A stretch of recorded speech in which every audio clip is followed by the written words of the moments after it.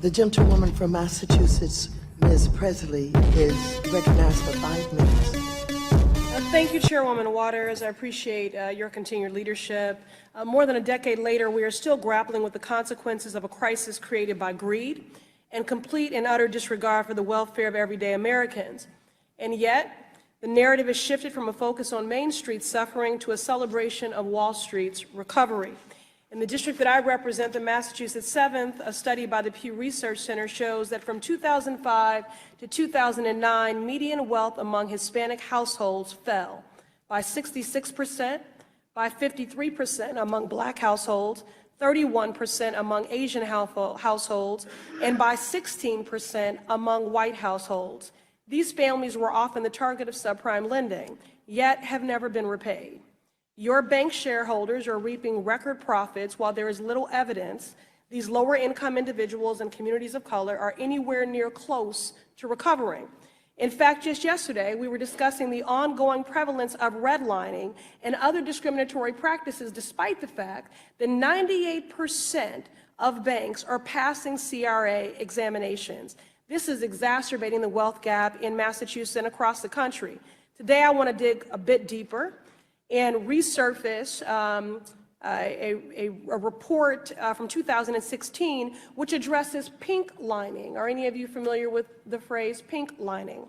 Well, women are 30 to 46% more likely to receive subprime mortgage loans during the financial crisis than men. And Black women were 256% more likely to receive subprime loans than white men. 256%. Mr. Diamond, you co-wrote a piece recently entitled Advancing Black Pathways and spoke about how you wanted to address the racial wealth gap. That is wonderful. But what's even better than an op-ed is action.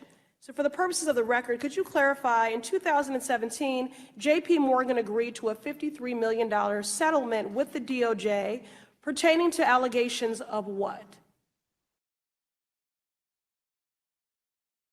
You don't recall? Reclaim, okay.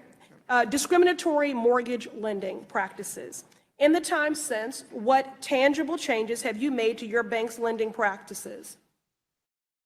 We don't redline. We do a lot of work to make sure we don't. In the auto business, in fact, we do reverse redlining. We try to make sure that we reduce people's rates based upon that Bayes calculation that gets done. If you ever have a problem or think we did, let us know. And we also want to use AI. Not only AI can be biased, but you can also use AI to try to do more lending mortgages to the Black community.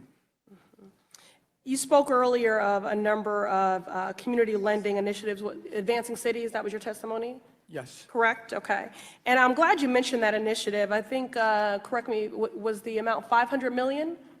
Advancing Cities is $350 million over 5 years. One more time? $350 million over 5 years. 350 over 5 years. It sounds like a lot of money for community groups that are eager for funding. However, comparatively, it doesn't sound as generous when you think about the fact that over $43 billion have been paid by your bank in fines in just this decade since the financial crisis. So, Mr. Diamond, is it possible you have just decided these fines are the cost of doing business the way you want and not the way that protects consumers? Absolutely, positively not. And I just want to point out that a large bulk of the mortgage-related stuff was Bear Stearns and WAMU, which we bought at the request of the United States government. Claiming my time. Moving on, I want to quickly touch on another issue hurting our communities. While many banks have chosen to forego overdraft fees, Bank of America, Chase, and Citigroup still cling to these practices. Mr. Corbett, would you say that overdraft fees are a core function of your banking business? No, they're not. Mr. Moynihan, are you aware of what percentage your total revenue in 2018 came from these fees? From overdraft fees? Yes. Probably less than 1%. Okay, so if the answer is less than 1% or 2%, but for a family in my district hit with a series of overdraft fees, that is the difference between a tailspin and getting by. So your banks pay billions in fines dismissively, and you have convinced yourselves that overdraft fees that make up less than 2% of your revenue are essential to bank operations. If you can write off billions of fines at the cost of simply doing businesses, how are overdraft fees anything other than an ideological tool to simply further punish the poor? I'm appreciative of what you've shared here today relative to your community programs and development funds, but this does not shield you from criticism about discriminatory lending or the fact that many of you continue to put into practice overdraft fees, further punishing the poor.